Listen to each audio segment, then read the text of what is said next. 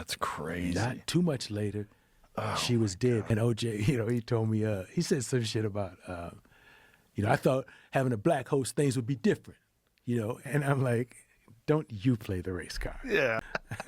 But I ran into him in a club one night. I was hanging out with a couple members of New Edition, and we're in this club, and he comes over and he gets drunk with us.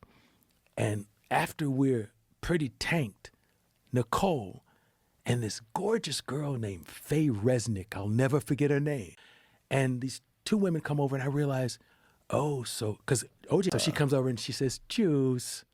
And she says, "What do you do?" And he says, "I'm hanging out with these guys." And he's, when you're drunk, spit be flying. Say something before you leave. And so we sit there and talk. But he said something that night that blew me away. We talked about her, and he said, "I still love her. I've tried to give her up, and I can't." Wow. And that's crazy. Not too much later, she was dead. God. And I remember watching a basketball game and seeing the freeway chase with the Bronco. And I was like, I want a monologue tomorrow. I couldn't believe I didn't have a show that night. I wanted to talk to the nation that night.